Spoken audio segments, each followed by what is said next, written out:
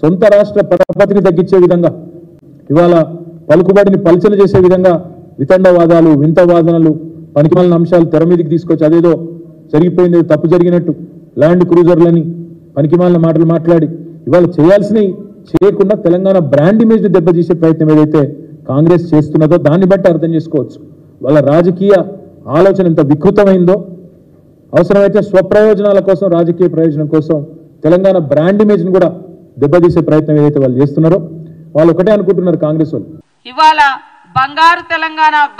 తెలంగాణ అంటే నిజంగానే అందరికి భ్రమ కల్పించారు తప్ప ఆడికి పోతే 6 లక్షల కోట్ల పైగా అప్పుల తెలంగాణ మిగిల్చిరు కేసీఆర్ ప్రభుత్వం గతంలో బంగారు తెలంగాణ అంటే నిజంగా దేశమంతా బంగారం అనుకున్నాం మనం కూడా ఇక మనకు రాకపోతుందా అని ఒకసారి రెండోసారి అవకాశాలు ఇచ్చారు కానీ ఒక్కొక్కరి మీద లక్షల కోట్ల రూపాయలు ఈ రాష్ట్రం మీద పెడితే ఇది అని చెప్తేనట అది రాష్ట్రానికట అవమానం అంట ఆదాయం మీకు వచ్చింది లగ్జరీ జీవితాలు మీకు వచ్చినాయి దోసుకున్నది మీరు ఆ నెపమంతా కూడా తెలంగాణ ప్రజలు మోయాలన్నట అది ఉన్నట్టుగా మాట్లాడితే తెలంగాణను అవమానించినట్ట నువ్వు చేసిన తప్పుకు తెలంగాణ ఎందుకు అవమానపడుతుంది నువ్వు చేసిన అప్పులకు తెలంగాణ ఎందుకు తలదించుకుంటుంది 10 సంవత్సరాల్లో అనేక వాగ్దానాలు ఇచ్చి